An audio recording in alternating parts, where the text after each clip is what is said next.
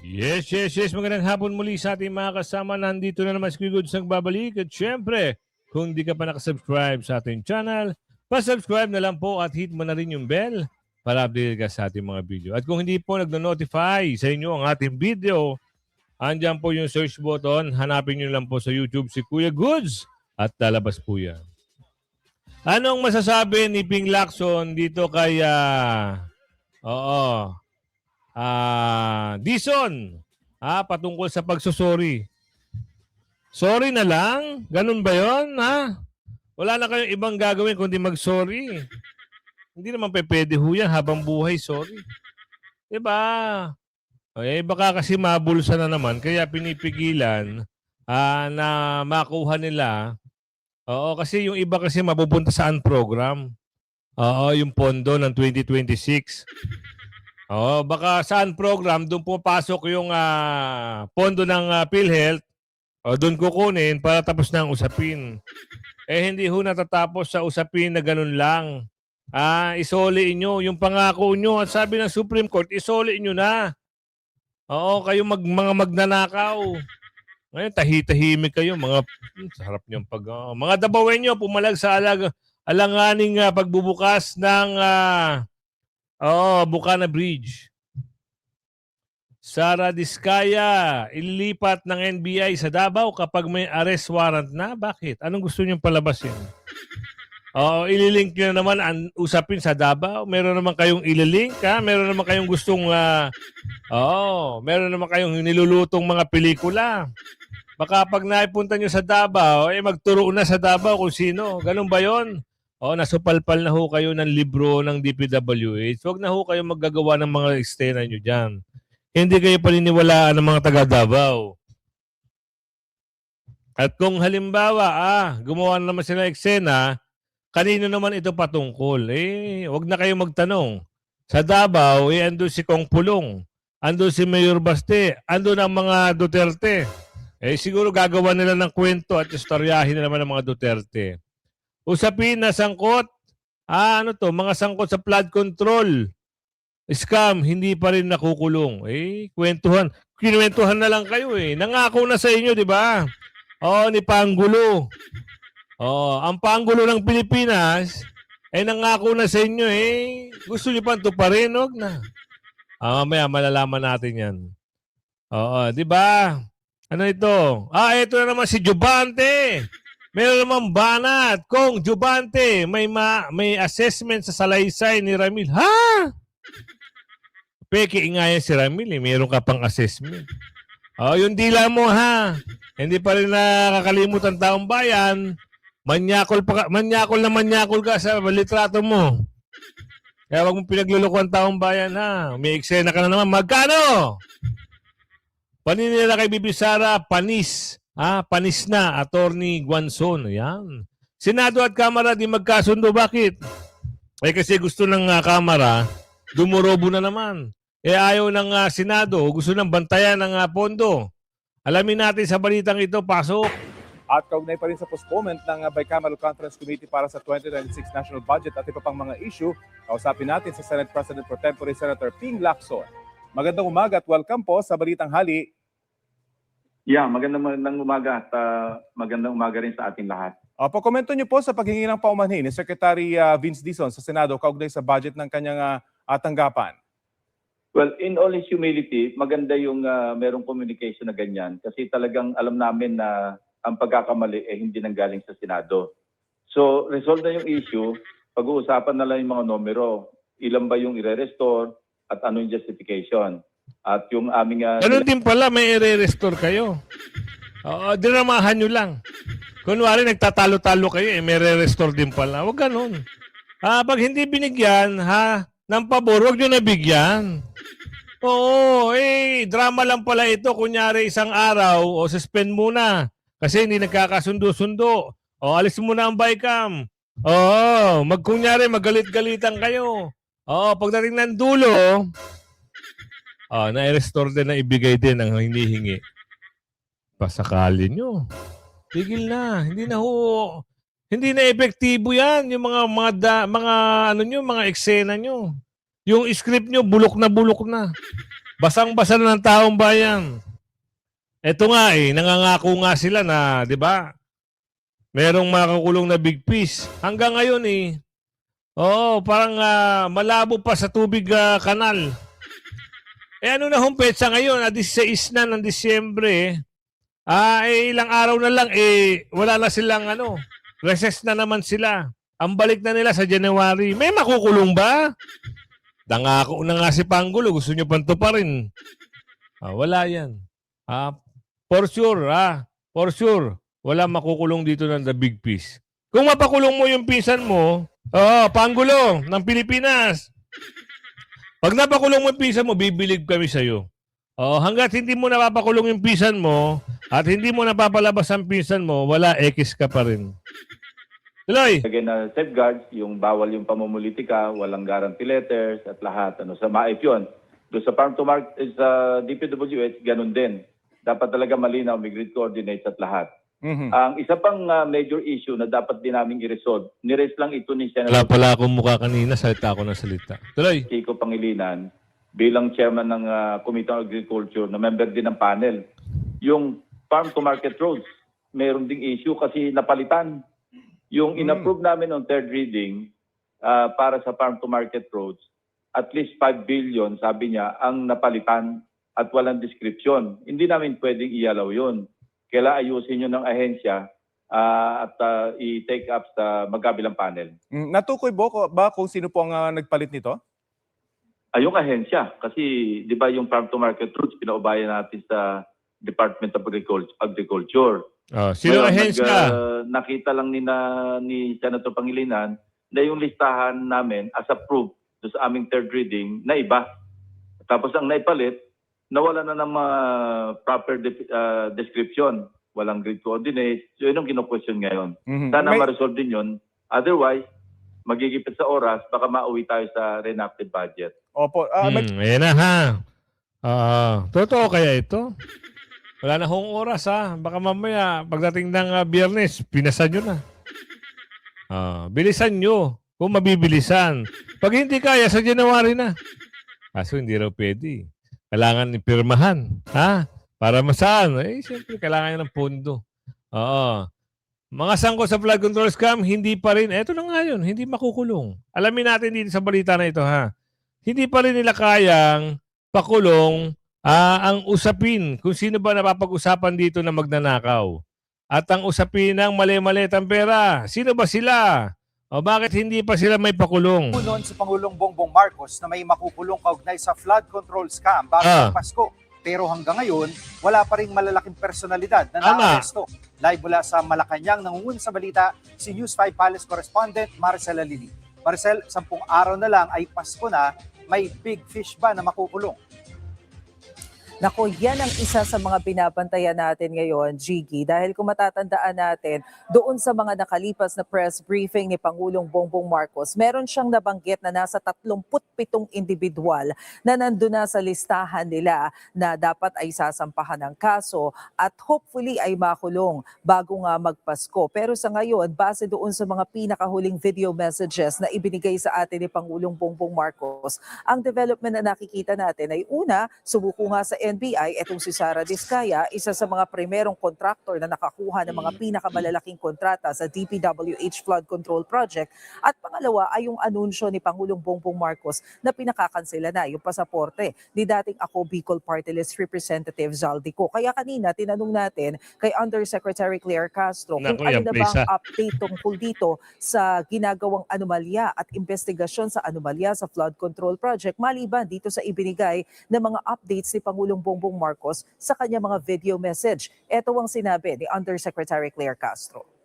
Abangan na lang po natin dahil isa naman din po ay sa ating pagkakaalam ay talagang tinatrabaho rin po at pinagtutuunan ng pansin ng DOJ pati na po ng Ombudsman.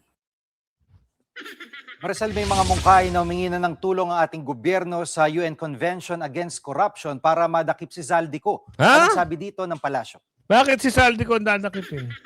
Dapat dakipin si Pangulo, saka yung pisa ni Pangulo.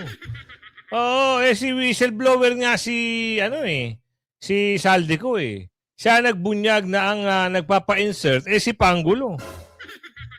Tapos hihingi sila ng tulong. Sa tingin nyo, makakauwi si Saldico? Hindi makakauwi yan kasi nandun niya sa Jupiter ngayon. Oo, dahil pag umuwi yan, sigurado sila. Araw-araw yan, headline.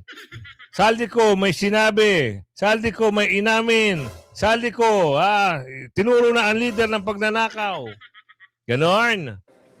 Alam mo, ang sabi dyan ni Undersecretary Claire Castro, Gigi, base daw doon sa pakikipag-usap niya sa Department of Foreign Affairs, sinabi naman ng DFA na bukas tayo doon sa pag-explore ng possibility na makipag-ugnayan sa Convention Against Corruption ng United Nations.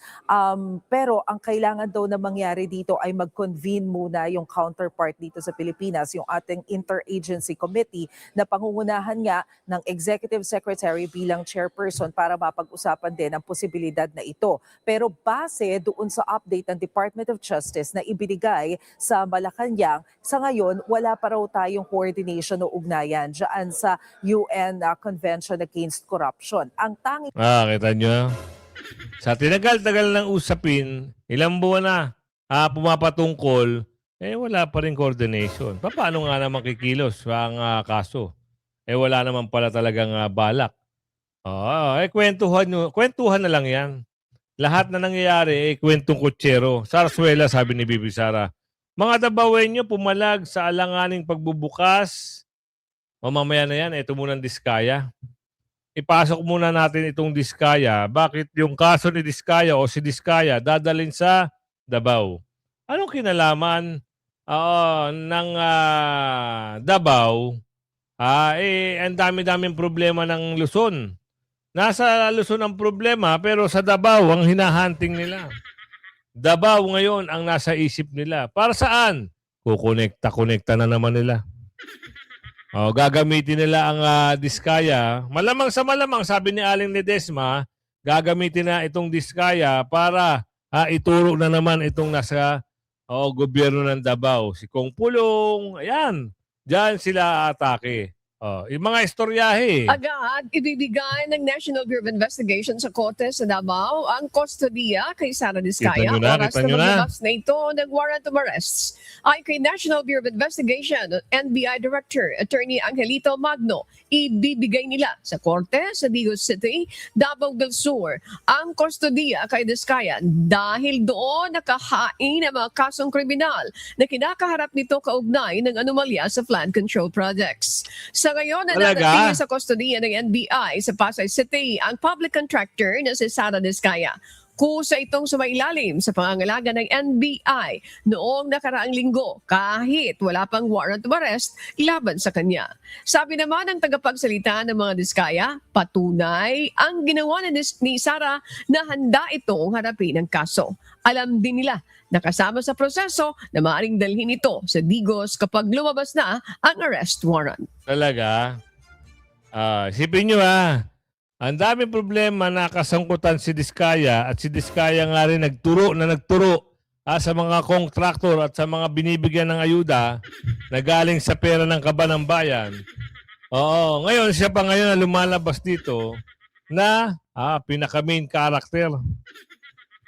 Parang pabor sa pabor, di lahat-lahat ng kwentuhan nangyari, puro script. Ganun ba yun? Nagtatanong lang si Aling Maria. Kasi parang ang lumalabas ngayon, wala nang partisipasyon itong mga DE. Asa na ba sila? Yung mga congressman ng Pasig, Quezon City, asa na ba sila? Nagtatanong lang si Aling Ledesma. If ever it will come out, we will serve the warrant, he will be booked, fingerprinted, photographed, and then we will return the warrant. Pag lumabas na po yung warrant, at since nandyan naman lang po siya, ang gagawin na lang po ng NBI, magre-report po within 10 days sa issuing court po na nasa custody po nila si Miss Sara Diskaya. And then yung korte po maglalabas ng order, either commitment or to produce the warm bodies of Miss Sara Diskaya before the court sa Digos. Akala naman nila yung mga tao sa Davao lalo-lalo na yung DPWH dyan. Merong resibo lahat ng mga pinagagawa at naging project dyan na hinahawakan na ni Kong Pulong. Wala hong anomalya. Sumagot na ho ang DPWH diyan. Kaya wag ho kayo magbida-bidahan na akala nyo mababasag nyo at magagawaan nyo ng kwento si Kong Pulong. Hindi, nagkakamali ho kayo. Gaya ng usapin dito, mga Dabawenyo, ayan, mga taga Davao, pumalag na sa alanganing pagbubukas ng Bukana Bridge. Ano ba ang Bukana Bridge? Yan lang naman ang nagdudugtong.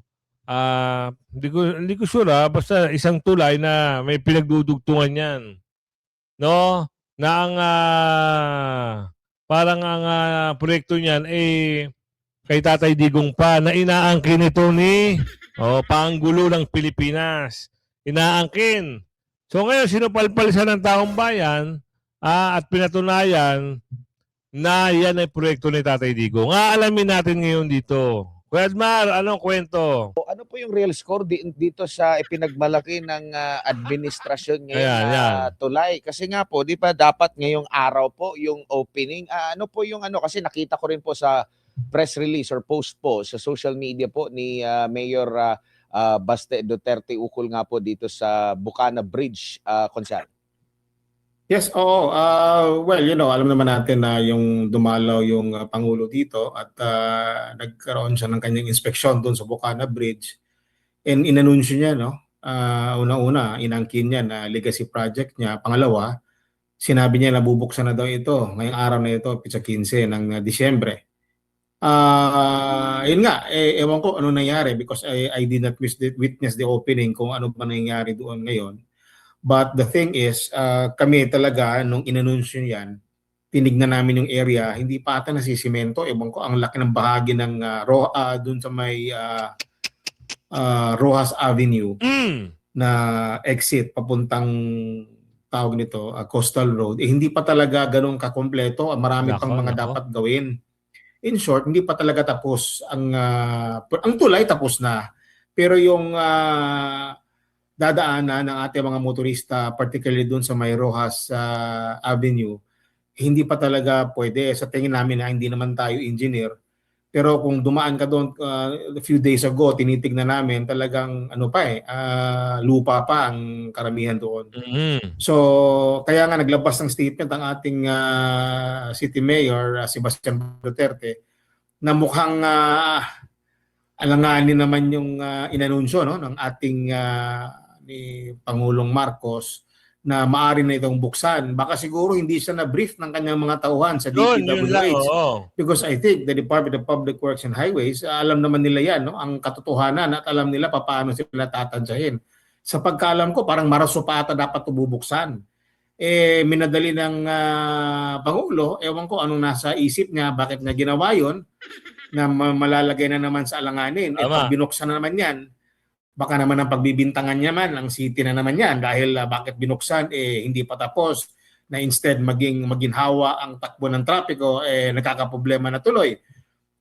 Ito ay mga bagay na dapat sana hindi na niya sinabi at sana na lang sinabi na lang niya na depende na yan sa DPWH kung kailan ito bubuksan. Pero mukhang nagmamadali na, inangkin nga niya.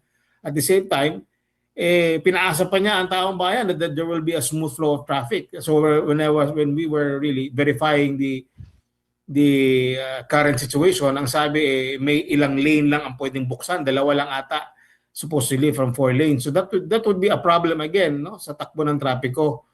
Instead na maginhawa ang takbo ng traffic, nagkakaroon pa ng problema. Baka mamaya ang iniwasan natin dito yung safety ng ating mga motorista. Dahil nga hindi pa nga siya tapos. Ganoon naman talaga logic dictates naman talaga hindi naman kasi isipin yan kung ang proyekto hindi pa talaga tapos, hindi pa pwedeng daanan talaga. Wala, nagyabang lang yan. Akala niya naman paniniwalaan siya sa kanyang proyekto yan. Nangako. Walang natupad, puro pangako. Pero yung pera ando sa maleta na isalansa na maayos. Pero yung mga pangako, wala yan. Huwag na kayo umasa na nagsabi ng totoo yan. Nangako na nga sa inyo, tutuparin pa ba? Di ba?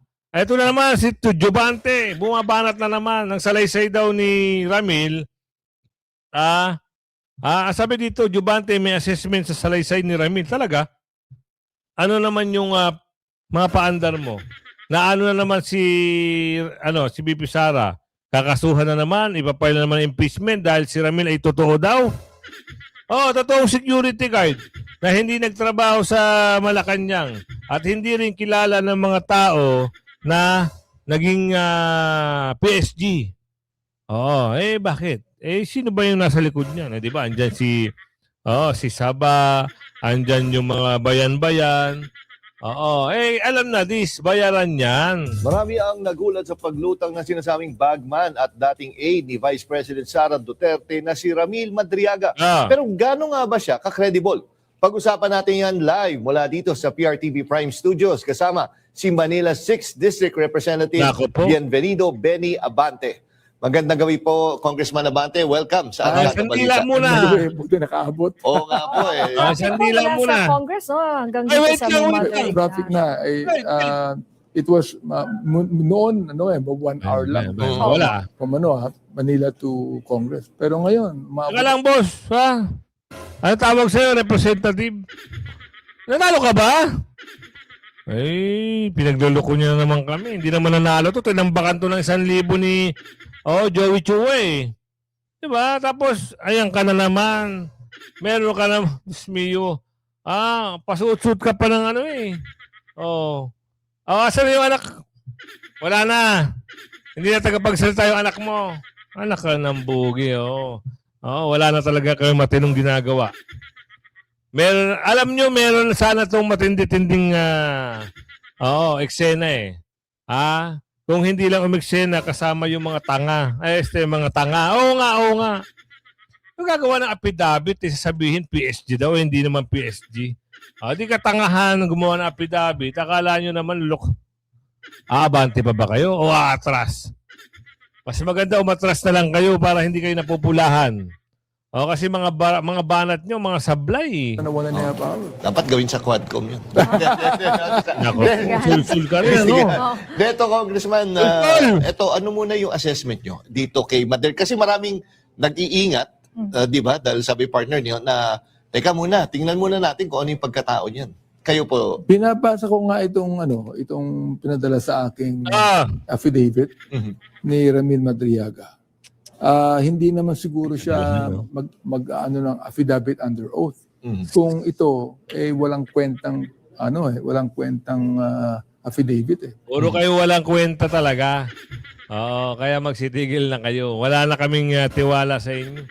Hindi ka naman nanalo, nandiyan ka na naman. Ano gagawin nyo dyan? Magkakalat. Pag halimbawa nasusukol na, may lifeline na naman sa mga ibang congressman. Ilan na yung pumapasok sa kanila pero hindi sila maabante. Lalong-lalo na dito. Kaya Attorney Guanzon, talaga mapapahiya sila. Tapusin nyo hanggang dulo mga kasama kung ano yung may banat dito Hindi, Attorney, actually ako ang napansin ko sa'yo ever since naman na nakasama kita. Ikaw talaga, si Attorney Rowena Guanzon, talagang nilalaban niya lang kung ano yung tama.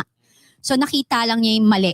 Yes. Bilang abogado, hindi siya pwedeng magbulag-bulagan sa mga maling nakikita niya based on law, constitution, kung ano yung naaayon sa batas. Yes. So yun ang pinaglalaban niya. Ang problema kasi, yung mga pinklawan, supposedly kakampi niya, nagbubulag-bulagan. Hindi naman lahat, no? So I think kasi those are the people who are in power or bayad. No? Let's be upfront and direct. Talaga namang may bayad. Pero ano sa tingin ninyo yung dahilan kung bakit itong mga pink ayaw bumanat kay Marcos, parang kakampi nila? Ano sa tingin nyo? Aside from bayad? Ako typical. Kasi di ba nahaluan na rin, di ba, Comg ng makakaliwa. Divide and conquer. Targetin muna natin yung pinakamalakas, si BP Sara. Then after BP Sara, mas madali na si BBM. Kasi ang dami talagang mapapa-file na kaso na easy target talaga si BBM, di ba? Oo. Ba't hindi si BBM mapilan yun ng impeachment? Correct. Bakit si Sara? Ako naman, you can file. Hindi ko sinasabing wag nyo siyang filean. Ang point ko doon is filean nyo rin si BBM. Diba? To be fair. Hindi po ako nagde-defend kay VP Sara doon sa first impeachment case na sinabi ko, hindi yan pwede. there's no due process. And kung COA lang din na report ang inyong basihan, sinabi na ng COA Yes. what do you call this? Yung No wrong oo, may unmodified opinion na sila dun At saka ang point ko dun, hindi po yun plunder pag hindi mo na-liquidate ang confidential fund. Yun! Kasi I'm so sorry na lumabas na lahat ito. I'm so sorry because I really feel for her, and I considered her my friend. Even Secretary De Lima, when she was in DOJ, had unliquidated confidential funds. I'm sure meron dyan sa DND, sige bo, tingnan nyo. Lahat naman yan sila may unliquidated confidential funds. Tama. It doesn't, especially Bongbong, ha? Billions, biro mo yun, billions. Pero tama yung pag-liquidate niya kasi, kaya hindi makita ng butas. So ang ano ko lang doon is, it's an auditing matter na kung mali yung niya, yung hindi tama yung pag-liquidate niya, ipapasoli sa kanya ng COA. Yan po ang COA rules and practice dyan. Kaya hindi mo po masabi na ay dinakaw niya yun. Kasi confidential fund niya yun Sinasabi niya she used it for that purpose. Yes. 'Di ba? Yung sinasabi ng COA, hindi tama yung pag-liquidate, 'di ba? And then eventually unmodified opinion. So paano mo ninakaw kung confidential fund? Yun nga Alam mo, hindi ko, baka magkaiba lang talaga. I'm sorry kasi nag-commissioner ako sa COA Hindi ko naman sinasabi mas magaling ako sa inyo, Father.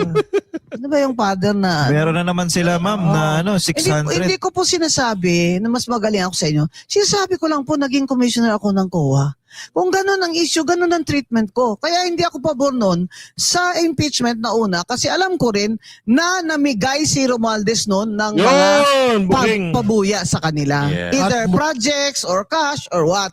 Kasi alam ko, dahil may mga friends ako doon na ayaw pumirma, nagsi-absent na lang nung pinatawag sila. So bilang isang abogado, attorney, itong mga ginagawa nila kay BP Sara Duterte, alam nating mali. May impact pa ba ito? O kumbaga, maapektuhan pa ba dito yung popularity ni BP Sara Duterte? Panis na. Wala na, no? Panis na. Kasi tapos na sila round 1 panis na. Round 2 na naman, panis na. So wala na talaga. Parang hindi na Ingay na lang ito. Some of them are my friends, pero parang kung sa Ilonggo pa do kabali. Bali yung bali ba? Nabali. Nabali na. No, yung hindi tama ba? Pero go ahead and file, go ahead. Pero ito lang po ang paalala ko. Hindi po pwedeng wala pong jurisdiction ang ombudsman sa isang vice president dahil siya ay impeachable official. Tama. Ngayon, kung gusto ng ombudsman talaga, kung galit talaga si Ombudsman Remulla, hihintayin niya na matapos na yung term o kaya ma-impeach. So yung ombudsman po na kaso ay step 2 po yun. Ang step 1, impeachment. Pag na-impeach, ididikit yung plunder. You see? But by itself, yung plunder, wala pong jurisdiction ng ombudsman sa ngayon. Pero nagsinungaling siya, attorney Kasi sinabi niya, pwede raw makialam, parang naging naging trending yun Parang sabi niya, pwedeng ano ba tawag doon? Makialam nakalimutan ko na. Kung natatandaan nyo, na-vlog din natin yun na gano'n ang sinabi niya. Kaya nagtaka nga tayo Tapos pinaliwanag ng ibang abogado na hindi pwede na ano ba tawag doon? Nawala na sa dila ko. Minsan, na pwede niyang paglaruan, parang gano'n na pwede niyang hawakan yung mga kaso. Hindi naman pala pwede. Hintayin matapos ang kaso, kung meron man. Hintayin matapos ang impeachment, kung natawag doon na desisyonan, sa kanila ipapasok yung plunder case. Kaya, nakakalito, Kaya huwag kayo magpalito dito kay Bombudsman. Dahil pag nagpalito kayo dyan, gagawa sila ng bendalo, gagawa ng kwento, ayan na, tapos na.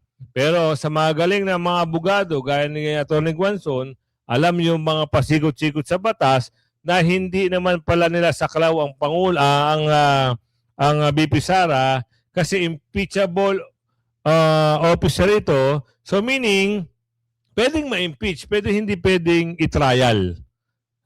O yun naman pala, yun, parang yun yung ano eh. Pwedeng ma-impeach, pero hindi pwedeng saklawan o i-trial ng ombudsman. Pag natapos yung impeachment at na may findings at parang meron ng natanggal si VP Sara at na-impeach na, di ba? Na-impeach, nawala na sa pwesto, doon papasok ang planter. Ang gulo mo, Kuya Goods. Pero nakakatuwa ka. Kaya nga, kung hindi ka pa nakasubscribe sa aking channel, ayan, at bago ka pa lang, meron dyan subscribe button, wag mong kalimutan i-bell all para meron ka notification. Kasi araw-araw tayo may upload, umaga sa kahapon. Baka nakakaligtaan mo ha. Pa-like and share mo hanggang sa muli. Bye-bye!